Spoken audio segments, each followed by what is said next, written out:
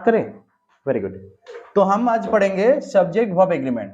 ठीक है, इस topic very very important topic है। दिस ईयर 2023 में जो अभी बोर्ड एग्जाम है उसमें भी ये टॉपिक है 10th क्लास में। समझ पा रहे हो? तो ये टॉपिक मैं 10th क्लास के बच्चों को भी पढ़ा रहा हूँ और 9th क्लास में भी है।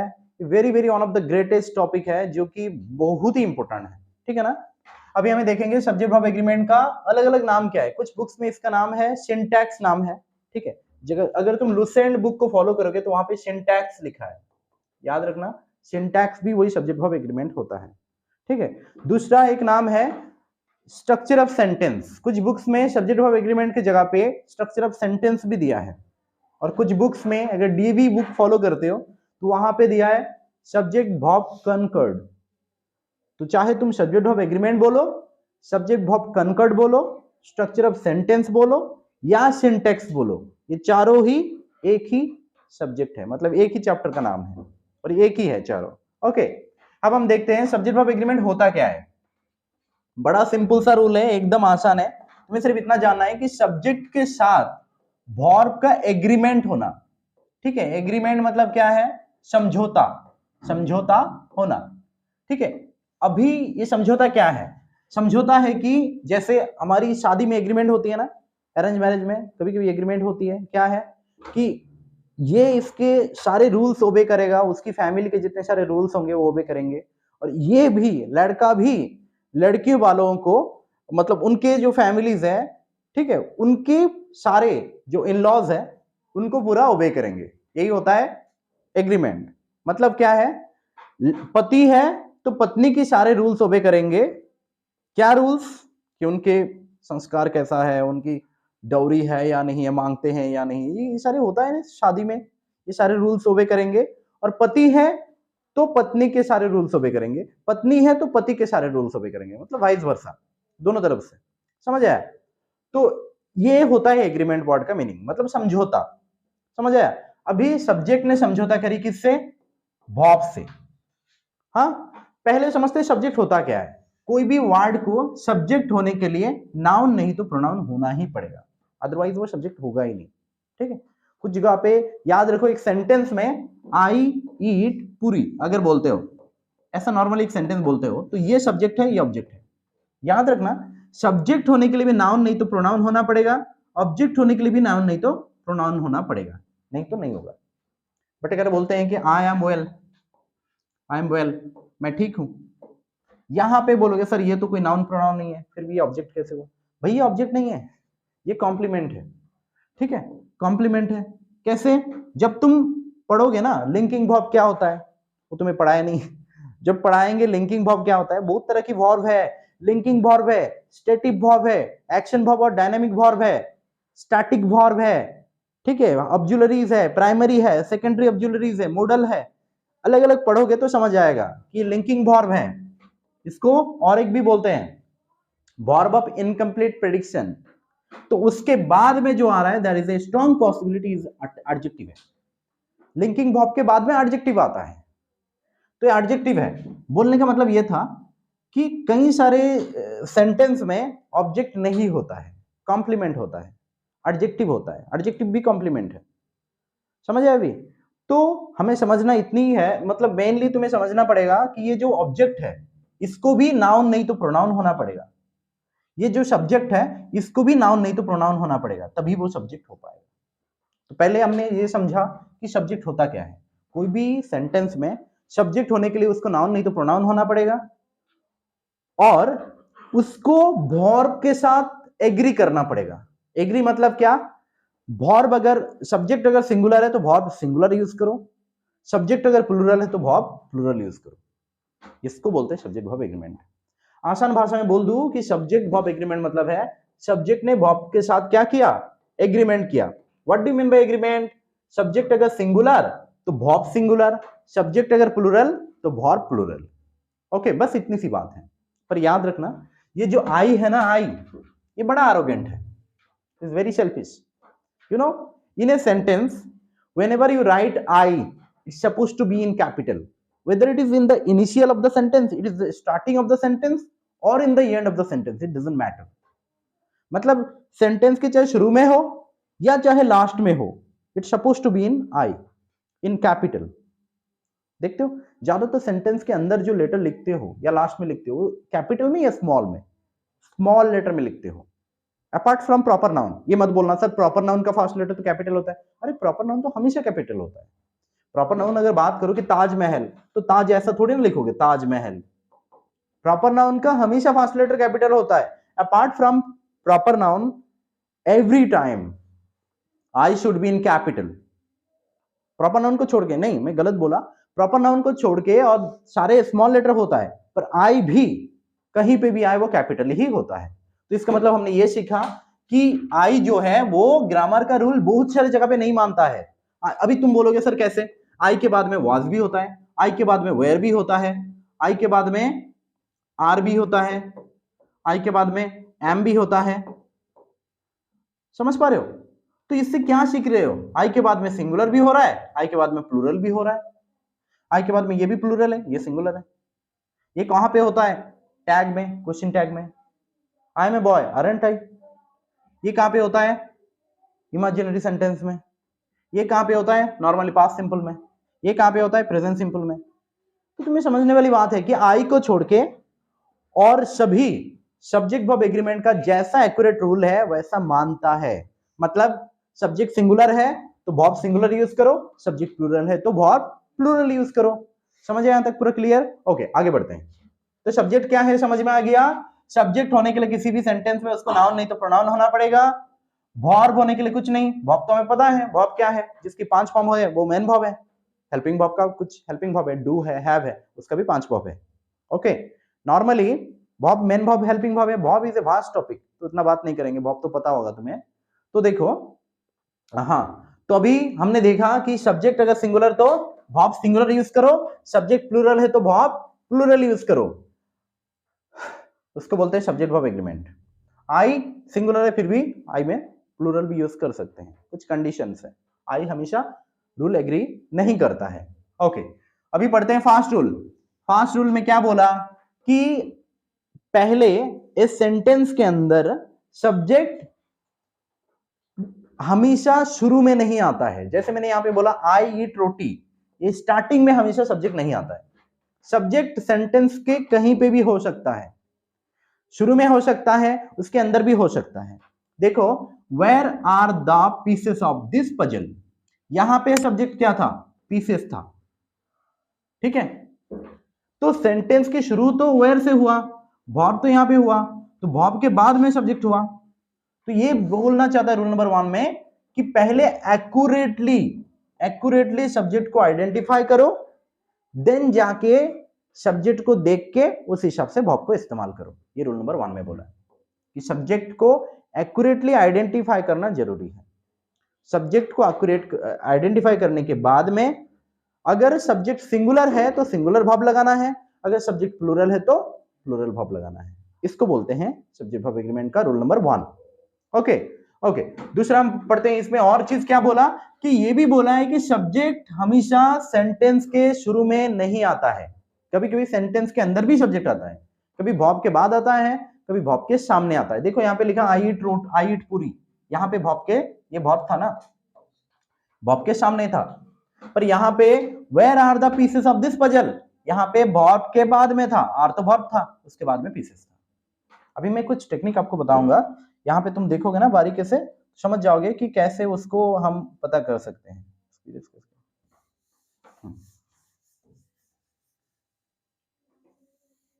देखो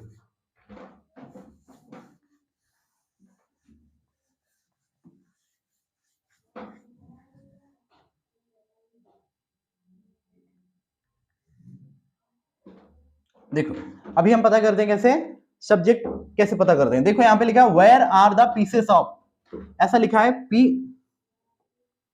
पीसेस, PIECS, पीसेस ऑफ लिखा है। देखो पीसेस ऑफ के बाद में क्या है, दिस पजल है, ये चाहिए दिस पजल, PU पजल।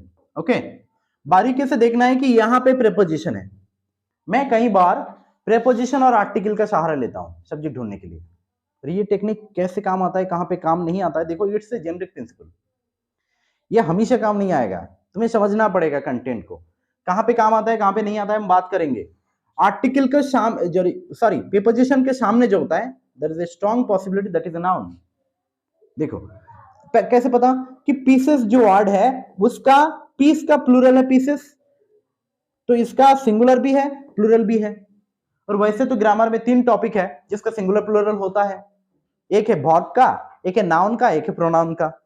तो ये जो पीसेस है ये तो कोई वर्ब तो नहीं है, इसका आईएनजी लगा सकते हो, पीसिंग लगा सकते हो, नहीं आईएनजी नहीं बनता है, V2 नहीं बनता है ना, पिस्ड लगा सकते हो, पिस्ड नहीं होता है। तो आईएनजी नहीं हो रहा है मतलब V4 नहीं हो रहा है, V2 नहीं हो रहा है, तो there is a strong possibility कि वो वर्ब है ही नहीं। जिसका 5 फॉर्म नहीं होता है तो वर्ब है ही नहीं वो, ओके ना। तो अभी ये तो वर्ब नहीं है, सवाल ये है कि क्या ये प्रोनाउन है? अरे नहीं, प्रोनाउन कैसे होगा? प्रोनाउन तो नाउन के लिए लगता है। दूसरी बात ही शी इट दिस दैट ये सारा प्रोनाउन होता है, ओके। तो ये नाउन है, तो इस सेंटेंस में ये नाउन था, ये नाउन था, पजल भी नाउन है, कैसे? पजल का पजल्स होता है, ओके। और ये नाउन था, ये नाउन था, वेयर तो डब्ल्यूएस क्वेश्चन है, ओके। तो इनमें से ये सब्जेक्ट है, ये सब्जेक्ट है, ऑब्वियसली जो प्रीपोजिशन के सामने है वो सब्जेक्ट है, तो पीसेस सब्जेक्ट था। तो पीसेस हमारा प्लूरल था, वर्ब हमने आर लगाया, प्लूरल ऐसे पकड़ना होता है। Where is the pieces of puzzle नहीं होगा, where are the pieces of puzzle होगा, क्योंकि यहां पे सब्जेक्ट प्लूरल था। क्या था? सब्जेक्ट पीसेस था। कैसे पता किया? क्योंकि वो प्रीपोजिशन के सामने है। ये तुम्हारी ये बुक तुम पढ़ लेना अच्छे से, जो भी चीज बता रहे हैं तुम देख लेना, अगर डाउट है तो पूछना। तो यहाँ पे पीसेस प्लूरल है तो आर हुआ। अगर ये पीसेस सिंगुलर होता, पीसेस के जगह पे पीस होता, तो क्या करते हम? इज लगाते हैं, where is the piece of this puzzle. समझ आया अभी? तो रूल नंबर 1 में हमने क्या सीखा कि सब्जेक्ट सेंटेंस के कहीं पे भी हो सकता है। पहले हमें सब्जेक्ट को एक्यूरेटली ढूंढ के निकालना चाहिए, फिर जाके हम उसे उसके हिसाब से, मतलब उस सब्जेक्ट अगर सिंगुलर है तो हमें वर्ब सिंगुलर यूज करना है, सब्जेक्ट अगर प्लूरल है तो वर्ब प्लूरल यूज करना है। यहां तक क्लियर है ना? ओके, रूल नंबर 1 हमने देखा है। अभी रूल नंबर 2 में चलते हैं। रूल नंबर 2 में बहुत ही इंटरेस्टिंग बात बोला है कि एंड के बारे में। कई सारे बच्चे मिस्टेक करते हैं एंड के बारे में, बारीकी से देखना, and is very very complicated. Okay, and के बारे में कुछ चीजें मैं बता रहा हूं। ओके, देखो एंड, हाँ दिख नहीं रहा है ना? देखो अभी दिख रहा है राहुल?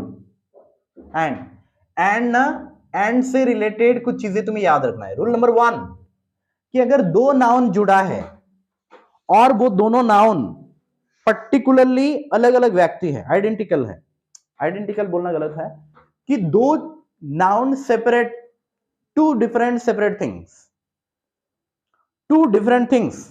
मतलब अगर मैं बोलूं राम एंड श्याम, राम एंड श्याम, तो ये राम एक सेपरेट लड़का है, श्याम और एक लड़का है, तो ये एक लड़का एक लड़का, दो लड़का हुआ ना, तो यहां पे ये प्लूरल होता है, तो वर्ब भी प्लूरल होगा, आर होगा, प्लूरल वर्ब आर हो सकता है, हैव हो सकता है, डू हो सकता है ना, तो प्लूरल वर्ब होगा। रूल नंबर 1 में क्या बोला कि अगर दो नाउन जुड़ा होगा एंड के द्वारा, बट अगर वो दोनों नाउन अलग अलग है और वो दो डिफरेंट थिंग की बात कर रहा है, तब वो प्लूरल होता है। नंबर 2, अगर दो नाउन है Ram and not his family, यहां पे यूज होगा, सिंगुलर होगा, ये सिंगुलर होगा। याद रखो एंड के बाद में अगर नॉट होता है तो ये वाला पार्ट कैंसिल हो जाता है, मतलब एंड के बाद में नॉट हुआ तो यहां पे राम ही सब्जेक्ट है, तो ये सिंगुलर है, सिंगुलर भाव होगा। अगर मैं राम एंड नॉट श्याम, तो भी क्या होता? सिंगुलर ही होता, ठीक है। अगर मैं बोलता Ram and not Shyam is going to temple, is going to temple, okay, Ram and not Shyam is going to temple, but Ram and Shyam are going to temple. Ram and Shyam है, दो अलग अलग नाउन है और एंड के द्वारा जुड़ा है तो वो प्लूरल है, बट दो अलग अलग नाउन है और उसके सामने नॉट है, मतलब एंड के बाद में नॉट है तो वो सिंगुलर है, okay. Rule number 2। Rule number 3, rule number 3 में पेड चीजें, पेड चीजें समझ में आता है? पेड मतलब जो जिसका पैर है, पैर समझ पाते हो? पैर मतलब कैसे हैं? प्रॉफिट का पेयर क्या है? Loss. Very good, profit and loss. वैसे और किसका पेयर है? Hard work and luck. Hard work and luck, ये भी पेयर है। और किसका पेयर है? Head and tail. Head and tail, light and shadow, head and tail. और किसका पेयर है? Left and right. Left and right. और किसका पेयर है? Law and order. Law and order. ये सारे पेयर चीजों के बाद में इज लगता है। इज मतलब क्या? सिंगुलर लगता है। सिंगुलर लगता है, सिंगुलर वर्ब लगता है, सिंगुलर वर्ब लगता है, सिंगुलर वर्ब लगता है। यहाँ पे क्या देखा तुमने कि कोई पेयर चीजें हैं, मतलब दोनों चीज एक दूसरे का पेयर है। क्या हो रहा है? ओके, तो दोनों पेयर चीजें हैं तो हमें क्या लगाना है? इज लगाना है। ओके, तुम जाओगे? जाओ। तो प्रॉफिट एंड लॉस इज, क्योंकि प्रॉफिट का पेयर कौन है? लॉस है। ये दोनों क्यों इज है? क्योंकि प्रॉफिट एंड लॉस दोनों बिजनेस की बात कर रहा है। हार्डवर्क एंड सक्सेस दोनों मेहनत की बात कर रहा है, काम की बात कर रहा है। हार्डवर्क है तो सक्सेस होगा ही, ठीक है। Head and tail, head and tail क्या है? हार्डवर्क है तो सक्सेस होगा ही, ऐसा जरूरी नहीं है, ठीक है ना। इन सारे फेल भी हो जाता है, बट ये उसका पेयर है, head and tail. Head and tail ये दोनों पेयर है। एक कॉइन है, ठीक है, उस कॉइन का हेड और टेल को अलग कर सकते हो? हेड एंड टेल को अलग नहीं कर सकते हैं। हेड एंड टेल भी पेयर है। हेड रहेगा, एक सिक्का है, एक कॉइन है, उसका हेड और टेल में से हम अलग नहीं कर सकते। हेड रहेगा तो टेल भी रहेगा, मतलब हम किसी एक को निकाल नहीं सकते। रहेगा तो दोनों ही रहेगा, नहीं रहेगा तो कोई नहीं रहेगा, ठीक है। तो हेड एंड टेल क्या है? हेड एंड टेल भी एक पेयर है। रहेगा तो हेड और टेल दोनों ही रहेगा, नहीं तो कोई नहीं रहेगा। और ऐसा तो हो ही नहीं सकता कॉइन में कोई ना रहे, ठीक है। ओके, हेड एंड टेल भी है। ऐसे law and order, law and order Indian government की बात कर रहा है। लॉ एंड ऑर्डर कोई दिक्कत नहीं है, मैं तो शॉर्ट फॉर्म में लिखा। लॉ एंड ऑर्डर क्या है? ये भी पेयर है। लॉ है तो ऑर्डर है, ऑर्डर है तो लॉ है। जैसे लेफ्ट एंड राइट देखते हो ना, पैरेड करते हो, या जो हमारी ये लेफ्ट साइड है, ये राइट साइड है, तो लेफ्ट एंड राइट ये सारा पेयर चीजें हैं। तो हमने क्या सीखा इस रूल में? हमने एंड का 1 2 3 चीजें सीखा कि कभी भी पेयर चीजें हैं उसमें भी हमें सिंगुलर का इस्तेमाल करना चाहिए। सीखा? समझ आया? आगे बढ़े। तो नंबर 1 में क्या सीखा? 2 डिफरेंट नाउन है जो अलग अलग लोगों की बात कर रहा है या अलग अलग चीजों की बात कर रहा है, वहां पे वो प्लूरल होता है, बट एंड के द्वारा अगर जुड़ा है तो। बट रूल नंबर 2 में क्या बोला कि 2 अलग अलग चीजें हैं बट उसके सामने नॉट लगा हुआ है, तब वो सिंगुलर होता है। रूल नंबर 3 में क्या बोला? कोई भी चीजें जो पेयर्ड है, मतलब पेयर में है, वो सिंगुलर होता है। रूल नंबर 4, ये सारे रूल में एंड का रूल बता रहा हूं, ठीक है। रूल नंबर 4 में क्या है? आर्टिकल का इस्तेमाल करना है। किसका इस्तेमाल करना है? आर्टिकल का, ठीक है। जैसे अगर मैं बोलूं black and red is grazing, are grazing, यहां पे आर्टिकल एक ही बार लगाया तो इज ग्रेजिंग। मतलब एक गाय है जो black and red both colour का है, मतलब उसकी बॉडी में ब्लैक कलर भी है, रेड कलर भी है, तो एक ही बार आर्टिकल लगाया तो इज ग्रेजिंग। अगर इसने बोला the black and the red cow, यहां पे काउज होना चाहिए। Black and the red cows are grazing, देखो इज आर होगा। क्यों? क्यों? कुछ नहीं है, बड़ा आसान है यार। यहां पे ब्लैक है और ये रेड है, वो दा यहां पे लगाया, यहां पे भी दा लगाया। इसका मतलब क्या है? कुछ ब्लैक कलर्स की एक नहीं तो ये बोल सकते हो कि ब्लैक कलर की गाय भी है और रेड कलर का भी है, वो वहां पे ग्रेजिंग कर रहे हैं। समझ पा रहे हो? तो यहां पे क्या सीखा हमने? एक ही बार आर्टिकल है तो हमें क्या लगाना है? एक ही बार आर्टिकल है तो हमें सिंगुलर लगाना है। 2 बार आर्टिकल है तो हमें क्या करना है? प्लूरल लगाना है। समझे हो पूरा? ये रूल नंबर 4 था। रूल नंबर 5 में इसका और क्या हो सकता है? अगर मैं इसी का बोलूं, the producer and the director is died और are died? Are died. The producer and the director are died, क्योंकि 2 बार आर्टिकल दा था। अगर मैं बोलूं the producer and director is died और इज डाइड, क्योंकि द प्रोड्यूसर एंड डायरेक्टर बोला। ठीक है, ऐसा भी हो सकता है। अभी उसका 5वां रूल पढ़ते हैं। 5वां रूल में क्या था, बारीकी से देखो।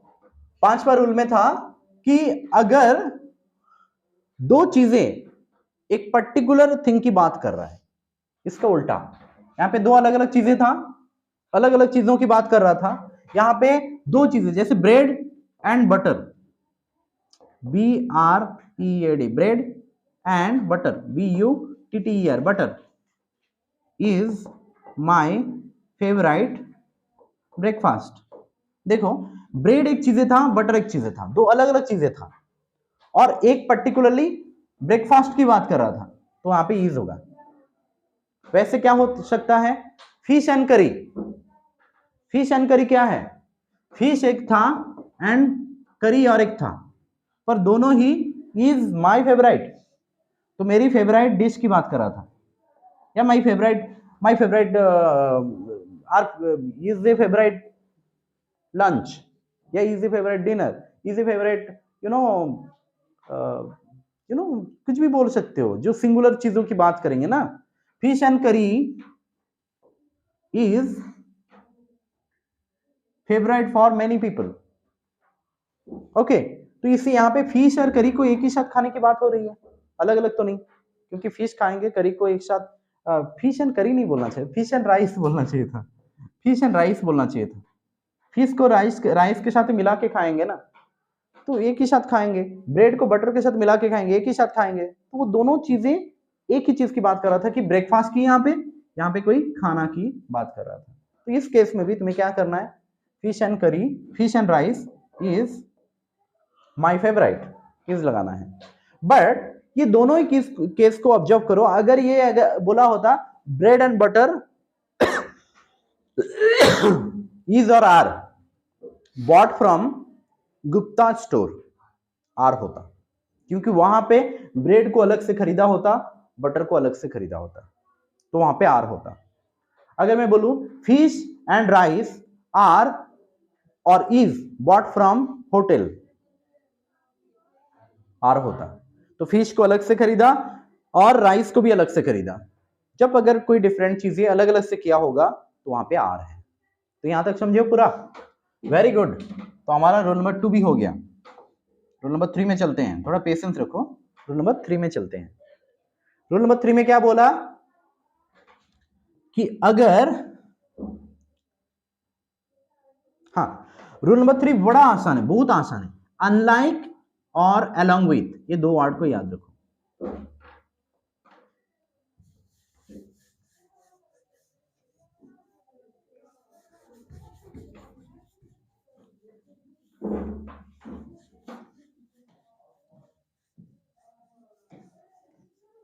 देखो, एक वर्ड होता है अनलाइक,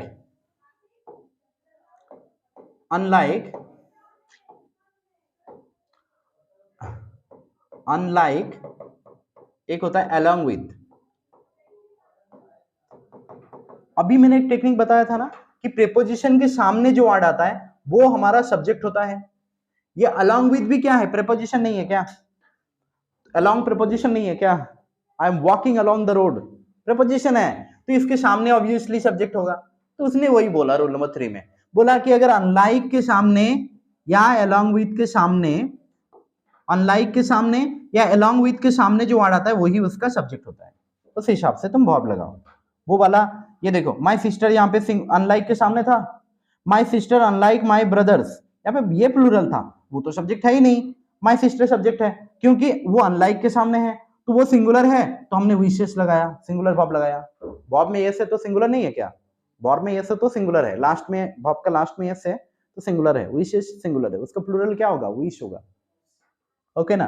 ओके, एक्ट्रेस ये भी सिंगुलर है, तो यहाँ पे क्या होगा? आर लिखा तो यहाँ पे इनकरेक्ट लिखा, यहाँ पे देखो इज लिखा तो यहाँ देखो करेक्ट लिखा, क्योंकि एक्ट्रेस सिंगुलर था। एक्ट्रेस का प्लूरल क्या है? एक्ट्रेसेस। समझे हो यहां तक? तो हमने क्या देखा कि अगर अनलाइक होता है या अलॉन्ग विथ होता है, उसके सामने, क्योंकि प्रेपोजिशन के सामने सब्जेक्ट होता है, तो उसके सामने जो है वो सब्जेक्ट है वो सिंगुलर है तो वर्ब सिंगुलर लगाओ, वो प्लूरल है तो वर्ब प्लूरल लगाओ। समझ आए? अभी चलते हैं अभी रूल नंबर 4 में। रूल नंबर 4 भी बड़ा आसान है। क्या है? बोला कि एइदर और नेइदर नॉर। मैं रूल नंबर 4 और 7 को, सॉरी 6 को एक साथ पढ़ा देते हैं, ठीक है?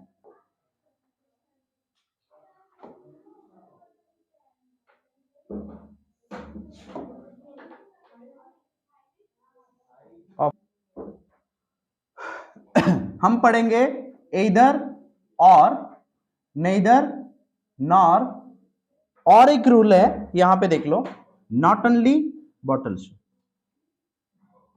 ये तीनों, ये जो ये ना सारे कंजंक्शन है, either or, neither, nor, not only but also, ये एक ही जैसा रूल फॉलो करता है। ठीक है?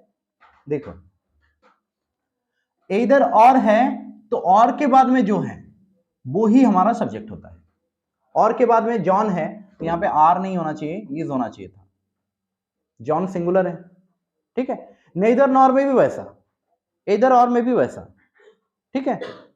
इधर और मतलब क्या? दोनों में से कोई एक। हाँ, मतलब क्या? इधर ये नहीं तो वो, ठीक है? और नेइदर नॉर में दोनों में से कोई नहीं, ना तो ये ना तो वो। नॉट ओनली बॉटल शो में नॉट खाली ये ही नहीं, वो भी, ठीक है? बट तुम्हें याद रखना है कि बॉटल शो के बाद में गोल्ड है। गोल्ड क्या सिंगुलर है? हाँ, गोल्ड सिंगुलर है, तो यहाँ पे आर नहीं, इज होना चाहिए। यहाँ पे नेइदर नॉर, देखो नेइदर यू नॉर ही के बाद में क्या है? इज है, राइट है। देख पा रहे हो? अगर मैं बोलूंगा इधर, एसी ऑफ क्यों है? ऑन करो। इधर डॉट डॉट और डॉट डॉट, देखो इधर के बाद में यहां पे राम, यहां पे श्याम लगाया तो क्या होगा? इज होगा। और के बाद में क्या था? श्याम। श्याम क्या है? सिंगुलर, तो इज होगा, ठीक है? अगर मैं बोलूंगा इधर बॉयज और गर्ल्स, तो गर्ल्स क्या है? प्लूरल, क्या होना चाहिए? इज या आर? आर होना चाहिए। समझे? अभी तो हम किसको देखते हैं? और के बाद में जो है उसको देखते हैं। हाँ, इधर राम और श्याम, श्याम सिंगुलर था तो हमने इज लगाया, और के बाद में श्याम था। पर इधर बॉयज और गर्ल्स, गर्ल्स प्लूरल था तो हमने आर लगाया। वैसे ही नेइदर, अगर मैं ऐसा NEITHER, neither Ram nor Shyam, neither Ram nor Shyam, is और आर? इज, क्योंकि नॉर के बाद में क्या है? श्याम है। श्याम क्या है? सिंगुलर है, सिंगुलर है तो इज लगाया। लगाया कि नहीं? अगर मैं बोलता ऐसा, नेदर, आराध्या तू बोलना, नेदर बॉयज नॉर गर्ल्स, बोलो नेहा जी। मैं लिख तो लू, मुझे लिखने तो दो, मुझे लिखा नहीं अभी तक ना।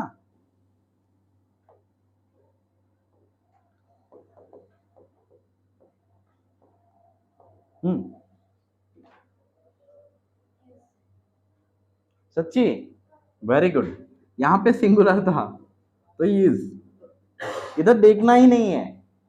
यहां पे अगर गर्ल्स होता तो ये काटते हैं हम इसको। समझ पा रहे हो? नेदर नॉर समझ है? वैसे ही नॉट ओनली बॉटल्स, देखो not only silver but also gold, इसका भी एक डेमो कर लेते हैं ना। Not only, not only silver, SILVER, silver, but also gold, GOLD, gold. Is और आर? सोनाक्षी इज, क्योंकि बटल्स के बाद में क्या है, गोल्ड है, ये सिंगुलर है तो इज, समझियो। अगर मैं ऐसा बोलूंगा नॉट ओनली, देखो यहाँ पे लिखा है, बार बार लिखने की क्या जरूरत है, देखो not only the coach, not only the coach, coach singular है, but also the boys, boys plural है, तो यहाँ पे वांट लगा प्लूरल, तो देखो ये करेक्ट है, समझे पूरा। Not only the coach but also the boys, boys तो प्लूरल है तो वांट लगा। ओके, तो हमारा हो गया रूल नंबर 4 भी हो गया, रूल नंबर 6 भी हो गया, रूल नंबर 5 बाकी है। 5 में क्या बोल रहा है, neither of them, neither of, either of, one of, ठीक है। देखो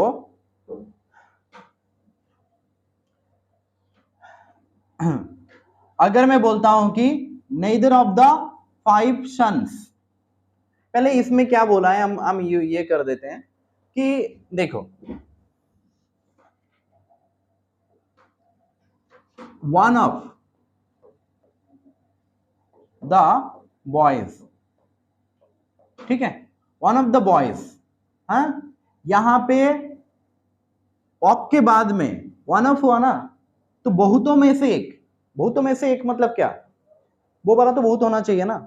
वो क्या बोल रहा है कि वैसे तुम्हें सब्जेक्ट देखना है, ठीक है, यहां पे वो बोल रहा है कि वन ऑफ द बॉय नहीं होता है, वन ऑफ द बॉय नहीं होता है, क्यों, क्योंकि वन ऑफ मतलब उनमें से एक, तो ये वाला सिंगुलर नहीं हो सकता, इसको हमें बॉयज करना है, प्लूरल करना है। वैसे अगर मैं बोलूं neither of the, NEITHER, neither of,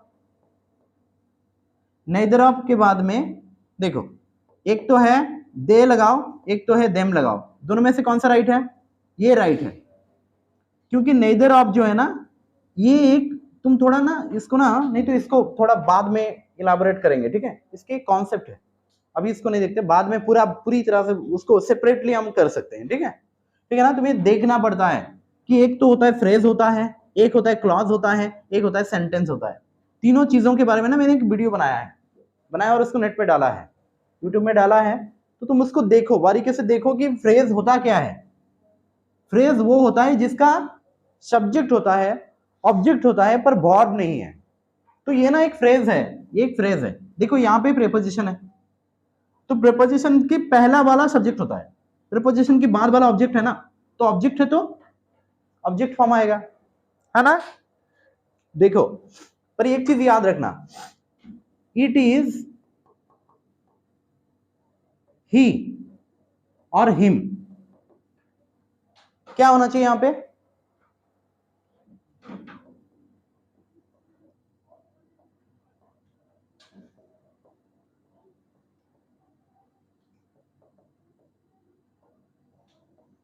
it is he और him they are looking for, क्या होना चाहिए यहां पे, थोड़ा थोड़ा डीपली देखना पड़ेगा, यही तो बोलते हैं बच्चे हिम, पर है होगा ही, समझ पा रहे हो, गलत, गलत क्यों, बारीकी से ऑब्जर्व करो मैंने बोला क्या है, एक होता है फ्रेज, एक होता है सेंटेंस, ठीक है ना।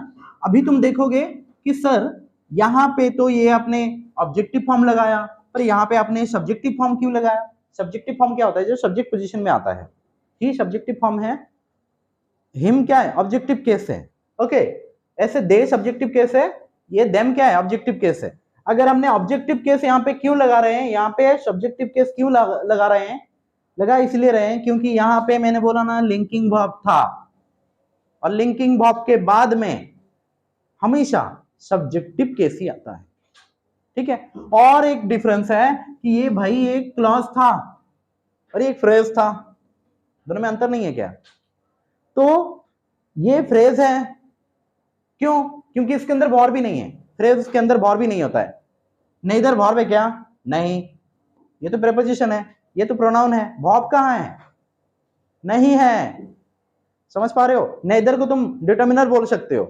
वर्ब तो नहीं है, ये डिटर्मिनर है, ये प्रेपोजिशन है, ये तो ऑब्जेक्ट, ये तो प्रोनाउन है, धीरे धीरे समझ आएगा, थोड़ा पेशेंस रखना पड़ता है, ग्रामर मतलब very very patient, you have to be very patience, you have to be very pensive, you know, you have to see every single minor thing very very deeply, नहीं तो ऊपर ऊपर से समझोगे ना एग्जाम में, सर वो क्या मैं सारा पढ़ के गया था, वो एग्जाम में क्या है मेरे को ना समझ नहीं आया। मैं पिछले 6 साल से ग्रामर पढ़ रहा हूँ, ये बात मेरे को इतना सुनने को मिलता है, खास करके 9-10 जो ज्यादातर जो बच्चे होते हैं 9-10 के ना, वो बोलते हैं सर मैं सारा पढ़ी थी सर, वो सारा पढ़ी थी, पर क्वेश्चन में ना थोड़ा हार्ड आ गया। नहीं बेटा हार्ड नहीं था, तो मैं दिखा दूं तेरे को, यही चीजें मैं बताया तेरे को। यही होता है क्योंकि हमारे आदत क्या पड़ा हुआ है ना, हम ऊपर ऊपर से देखते हैं। और पेरेंट्स का भी ये प्रॉब्लम है क्या, कि थोड़ा सा उसको टेंस का यूज यूज आ गया। मेरे मेरे पास, यू वोंट बिलीव, मैं डीएवी का एक पेरेंट्स आए थे 2018 में, अब तो 2023, यहां से करीबन 4-5 साल पहले जब मैंने ट्यूटोरियल बनाया था, शुरू करी, तो वहां पे उन्होंने आए, और मैं यहाँ पे करीबन राहुल था, यहाँ पे 22 या 3 बच्चों का एक बैच था मेरा, कोविड से पहले था, और उस बैच में राहुल आई थिंक टॉपर हुआ था, एक बार याद है ना। उसमें मैंने खुद क्वेश्चन सेट करी, इतना हार्ड क्वेश्चन था, 50 से किसी ने 24 क्रॉस नहीं किया था, याद है राहुल, तेरा हाईएस्ट आया था, 25 क्रॉस नहीं किया था, क्योंकि उसमें मैंने ट्रांजिटिव कॉन्सेप्ट डाला, वर्ब ऑफ इनकम्प्लीट प्रेडिक्शन डाला, कॉम्प्लीमेंट का कॉन्सेप्ट डाला, उसमें डायरेक्ट इनडायरेक्ट डाला, पैसिव वॉइस एक्टिव वॉइस डाला, ठीक है, टेंस का डाला, सब चीजें मिक्स करके मंथली एग्जाम डाला। वो क्वेश्चन अभी भी लैपटॉप में है मेरा अभी डीबी का एक पेरेंट आते हैं यहाँ पे, शुभम का मम्मी लेके आए थे, उन्होंने बोला कि सर ये सारे क्वेश्चन ना मेरा बेटा कर देगा सर, वो सारा पता है उसको, सर स्पोकन कराएंगे सर उसको। मुझे देख के शॉक कि वो बोल क्या रहे हैं, 4 क्लास का स्टूडेंट है। मैंने उनको, मेरा तो मन कर रहा था कि मैं बोल दूं कि आपका बेटा लेके आओ, अगर ये क्वेश्चन बुक कर देता है तो हम 10,000 उसको उसी वक्त हम प्राइज मनी देंगे, कि उसका कृष्णा ट्यूटोरियल, ये हमारा जो ओलंपियाड है उसने पूरा पास कर गया, उसको 10,000 डायरेक्ट। मैं बोला नहीं, शायद उनको बुरा लग जाता। तो ऐसे, इससे समझ पा रहे हो ना माइंडसेट कैसा है पेरेंट्स का। ये नहीं रखना है तुम्हें, क्या करना है कि वो क्या सोचते हैं, थोड़ा सा एग्जाम लगा लें ये अभी टेंस आता है, अरे ऐसा नहीं होता है, तुम्हें डीपली देखना पड़ता है, चीजों को ऑब्जर्व करना पड़ता है। कि कैसे देखना है, देखो हमेशा ये करो कि प्रेपोजिशन का भी बहुत बड़ा रोल है ग्रामर में। प्रेपोजिशन क्या करता है, इस सेंटेंस में कोई वर्ब नहीं है, ये सेंटेंस ही नहीं है, ये एक फ्रेज है। अभी फ्रेज को समझना जरूरी है, फ्रेज समझना पड़ेगा, सेंटेंस समझना पड़ेगा, क्लॉज भी समझना पड़ेगा, नहीं तो वो भी प्रॉब्लम क्रिएट करेगा यहाँ पे। इसलिए बोल रहा हूँ ना, इसको छोड़ दो फिलहाल, ठीक है। क्योंकि यहाँ पे क्या होता है, वो पहले ये बताया, उसने बारीकी से पढ़ के देखो, उसने बताया कि ये सारे जो होता है ना, उसके बाद में देखो, इन केस ऑफ 2 थिंग्स और persons, not on off them. इसका मतलब होता है, मैं आसान भाषा में बोल दूं, मैं थोड़ा इरेज कर लेता हूं, हो क्यों नहीं रहा, ठीक है, आसान भाषा में बोलो, तुम्हें कुछ चीजें कॉन्सेप्ट क्लियर करना है, ठीक है। देखो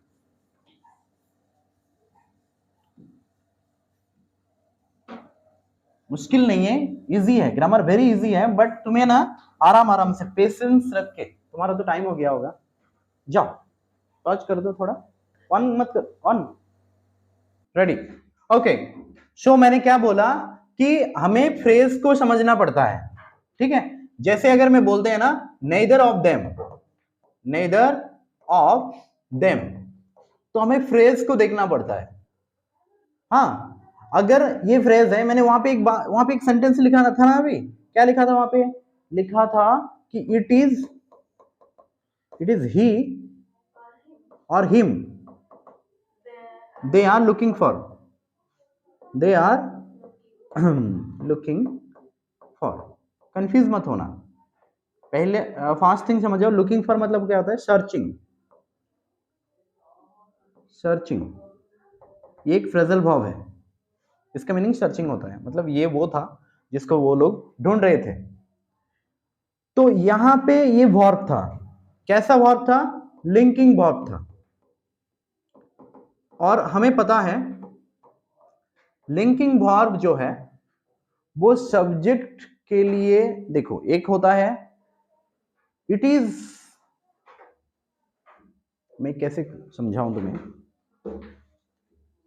लिंकिंग वर्ब क्या होता है? जो एक्शन वर्ब नहीं है, वो ज्यादातर is, am, are, was, were होता है। Second thing, linking verb action verb नहीं है, वो is, am, are, was, were होता है, और उसके बाद में जो आता है वो सब्जेक्टिव केस आता है।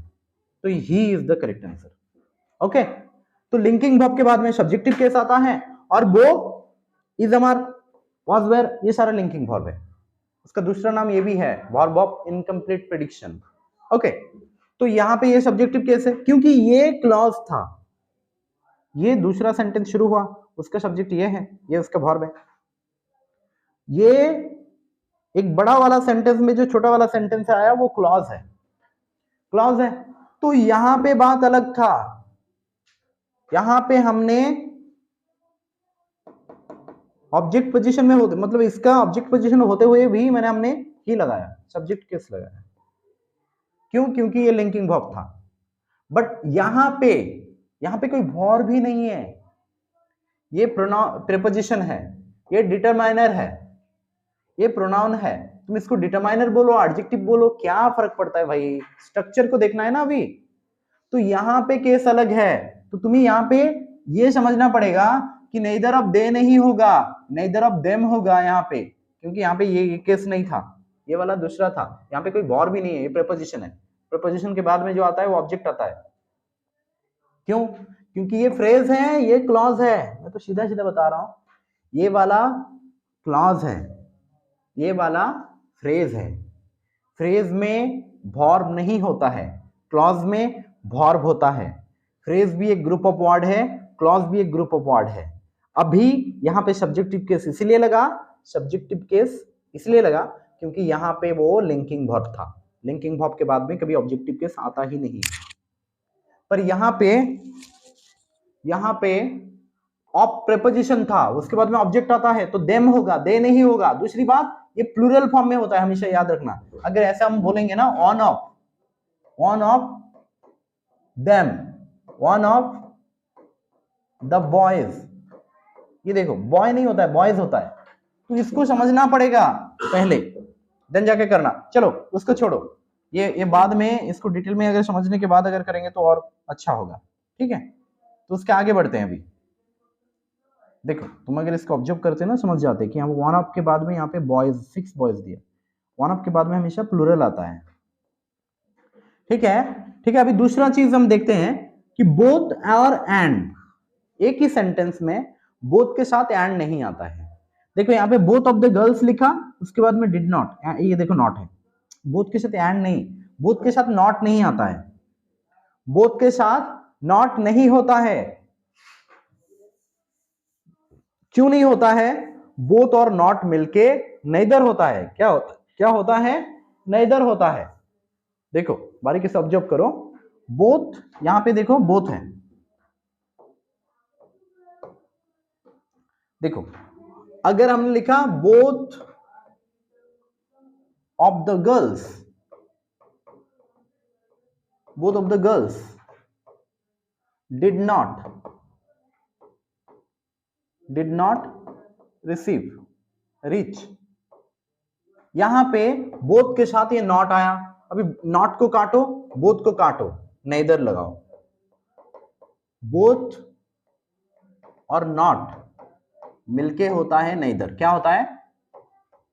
नेदर। तो बोथ को काटो, नॉट लगाओ, नेदर लगाओ। बोथ और नॉट को काटो, नेदर लगाओ। ठीक है, नेदर क्या होगा? नेदर ऑफ द गर्ल्स, ये तो गर्ल्स था ना। Neither of the girls did not reached, तो नॉट काटा तो डिड तो भी काटा जाएगा ना, क्योंकि ये सेंटेंस अभी नेगेटिव कट गया, अभी अफर्मेटिव होगा, तो होगा क्या? रीच्ड।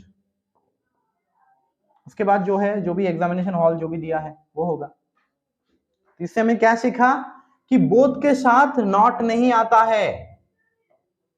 बोथ के साथ नॉट अगर लिखा गया है तो वो इनकरेक्ट सेंटेंस है। उसको करेक्ट कैसे करोगे?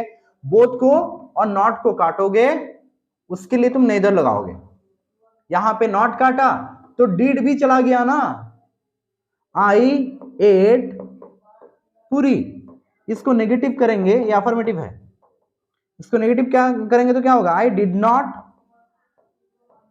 ईट होगा ना, ईट पूरी, यही होगा ना। तो यहाँ पे ये नॉट भी काटा, डिड भी काटा, तो ये नेगेटिव से अफर्मेटिव हो रहा है, तो ये लगाएंगे ना, वर्ब का V2 लगाएंगे, तो रिच का V2 क्या हुआ, रिच्ड। समझियो, यहां तक रखते हैं, ओके।